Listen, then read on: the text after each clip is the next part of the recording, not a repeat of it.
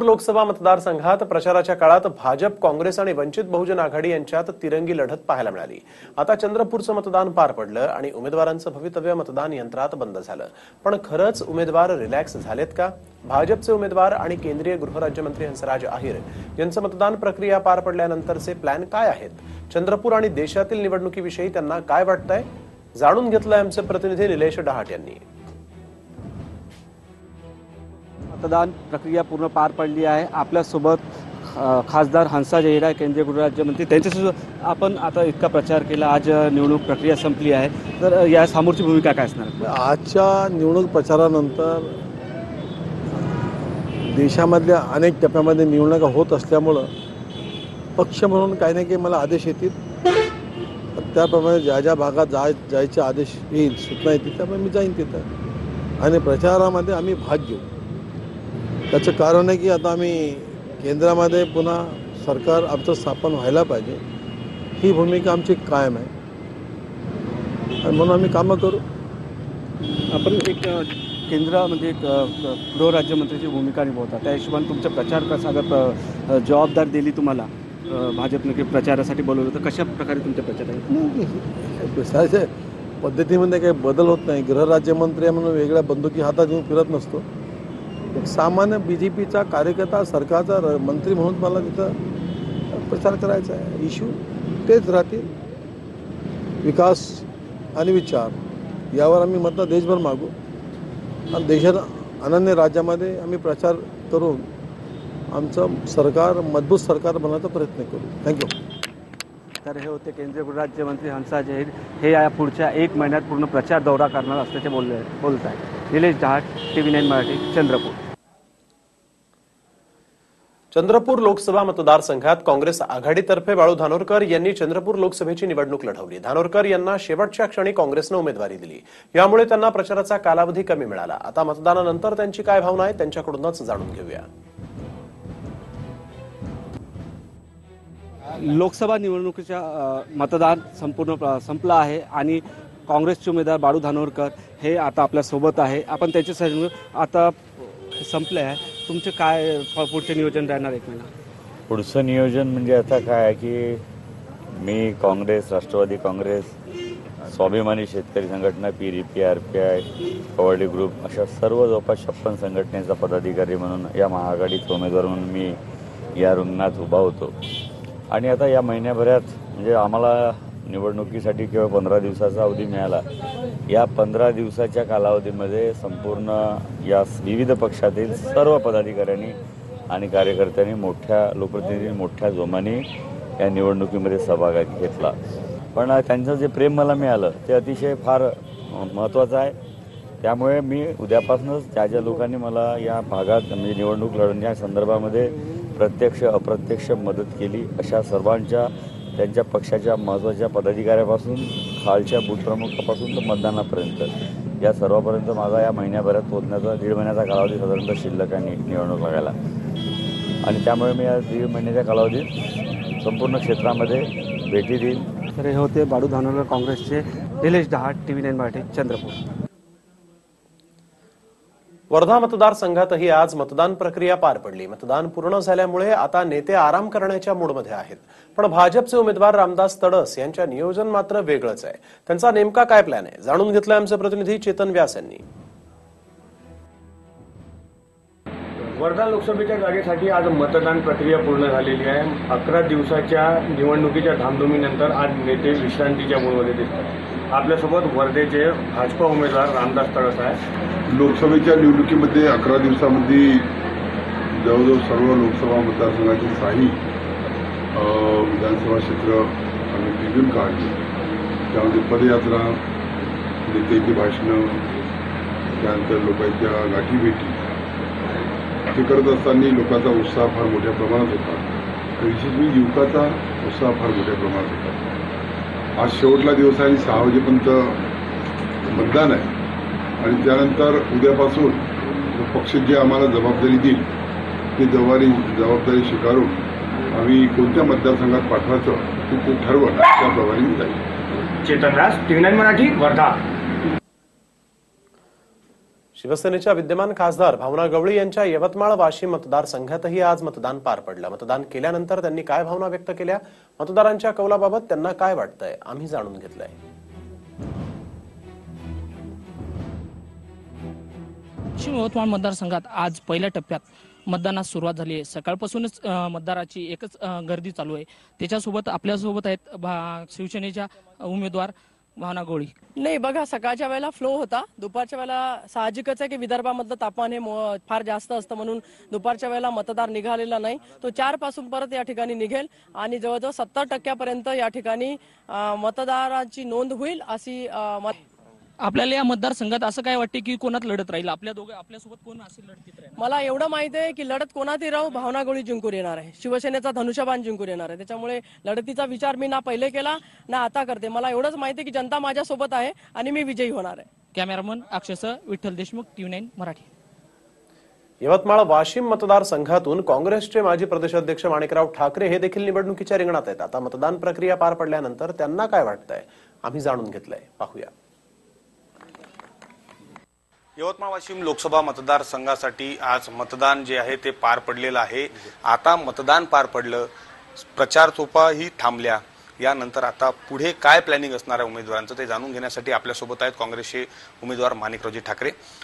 15-20 दिवसापासून प्रचाराला 15 दिवस मिळालेत. खरं पाहिलं तर पहिल्याच फेजमध्ये असल्यामुळं आमची थोडी धावपळ झाली, कारण गावं खूप होती आणि एरिया फार मोठा होता. त्यामुळे सर्वत्र फिरावं लागलं. पण आम्ही कॉन्टॅक्ट सगळ्यांशी करण्याचा प्रयत्न केला, सगळ्यांचे मतदारांचे आशीर्वाद घेण्याचाही प्रयत्न केला. पण आता 15 दिवस झालीत, म्हणजे एक उसंत मिळालीत खऱ्या अर्थानं. आणि 15 दिवसानंतर आता नवीन म्हणजे काही 1-2 दिवस थोडंसं आराम करायला मिळाला तेवढाच. पण त्याहीपेक्षा आमचे 2 फेज आणखी आहेत महाराष्ट्रामध्ये. त्या ठिकाणी प्रचाराला जावं लागेल.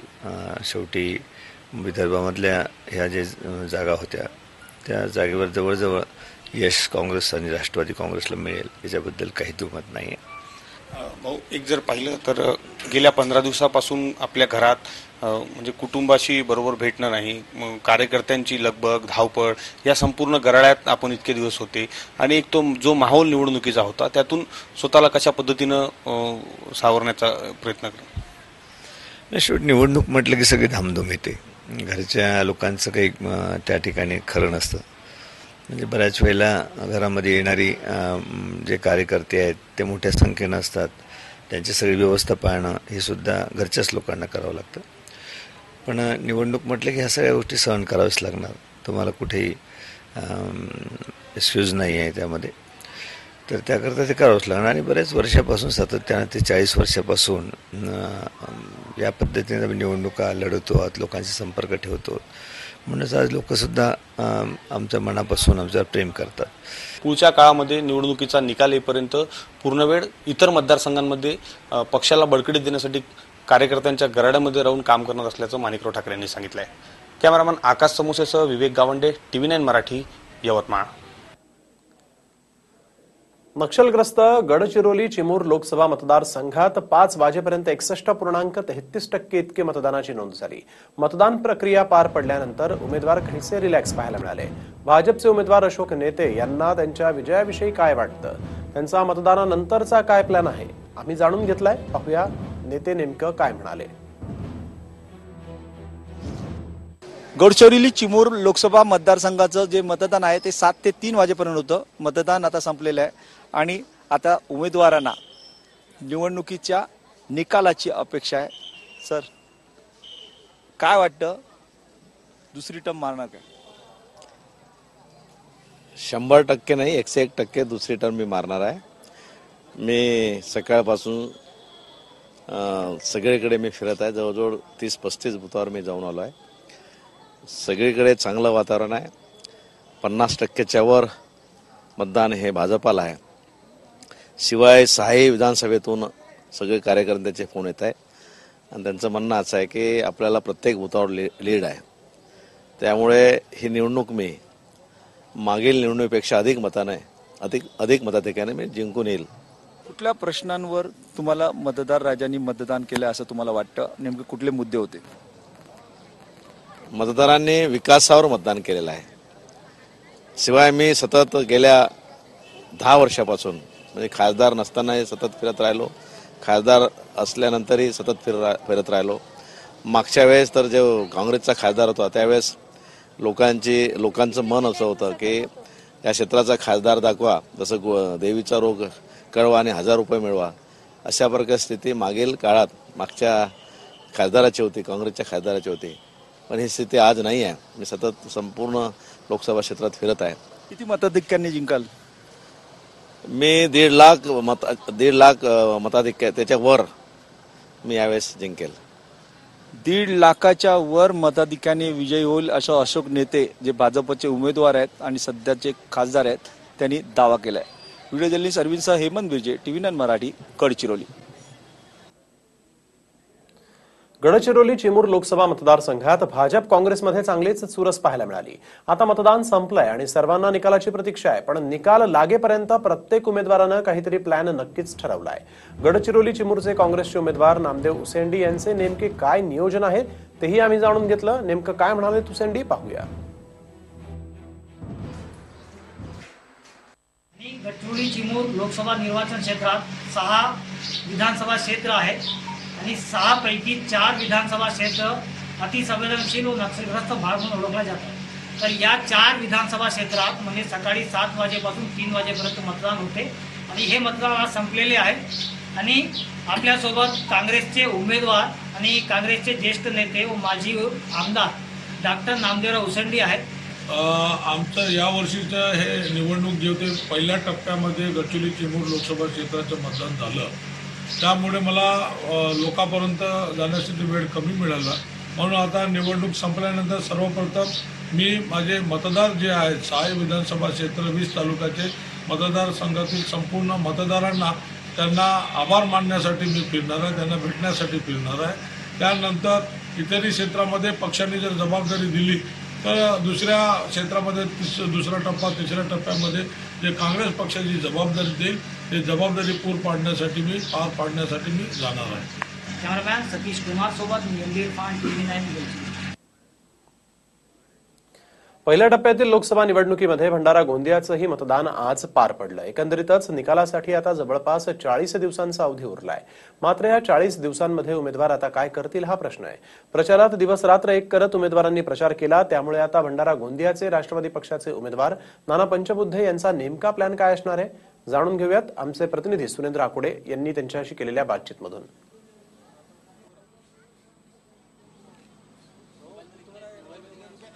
लोकसभेची निवडणूक म्हटलं तर उमेदवारांसाठी प्रत्येक मिनिट आणि मिनिट हा अत्यंत महत्वाचा असतो, ज्याच्यामध्ये एकदा घराच्या बाहेर निघालं तर घरी कधी हे सुद्धा सांगणं फार कठीण असतं. मात्र आता निवडणूक संपलेली आहे आणि जवळपास 40 दिवसाचा कालावधी उमेदवारांकडे आहे निकाल लागेपर्यंत. आपल्यासोबत गोंदिया भंडाराचे लोकसभेचे उमेदवार NCPचे ते आहेत नानाभाऊ पंचबुद्धे. त्यांचं नेमकं काय मत आहे ते जाणून घेऊ. एक तर फॉर्म भरल्यानंतर विड्रॉल नंतर 10 दिवस हातात शिल्लक होते आणि 10 दिवसामध्ये इकडे एवढा मोठा मतदारसंघ फिरणं मोठा अवघड आहे. परंतु आमचे कार्यकर्त्याच्या माध्यमातून आधीच आमचे कार्यकर्ते गावोगावी तालुका लेवलवर आणि शहरामध्ये असल्यामुळे आम्हाला काही तेवढी अवघड गेली नाही. आमचे नेते आदरणीय प्रफुल्ल पटेल साहेबांच्या आधीच मतदारसंघामध्ये दौरे आणि त्यांचे काम याच्यामुळे आम्हाला 10 दिवसामध्ये पूर्ण मतदारसंघ फिरता आला. मला सांगा आता जवळपास 40 दिवस जे आहेत ते बाकी आहेत निकाल लागेपर्यंत. हा 40 दिवसाच्या वेळेमध्ये आपण काय करणार आहात? अजून ज्या लोकांनी आता काम केलं त्या लोकांपर्यंत एकदा जाऊन त्यांचा म्हणजे आभार मानण्यासाठी म्हणून पुन्हा एकदा दौरा करणार पूर्ण मतदारसंघात आणि असं गावातच राहणं त्याच्यामुळे कुठं झालं नाही. शेवटी मतदारसंघ सोडून जिल्हा सोडून गाव सोडून कुठे जाणार. निवडणुकीच्या निकालासाठी 40 दिवस जरी बाकी असले तरी मात्र आपला एकही दिवस जो आहे तो कुटुंबासोबत आपण घालवणार नाही. 40 दिवस आपण कार्यकर्त्यांच्या संपर्कात राहू असं स्पष्ट मत जे आहे ते उमेदवार नानाभाऊ पंचबुद्धे यांचं आहे. भंडाऱ्याहून camera person Anil Surendra Kumar Akude, TV9 Marathi. हा व्हिडिओ तुम्हाला आवडला असेल तर असे आणखी व्हिडिओ पाहण्यासाठी TV9चं YouTube चॅनल सबस्क्राईब करा, बेल बटन दाबा. ताज्या घडामोडींसाठी लॉग ऑन करा TV9marathi.com.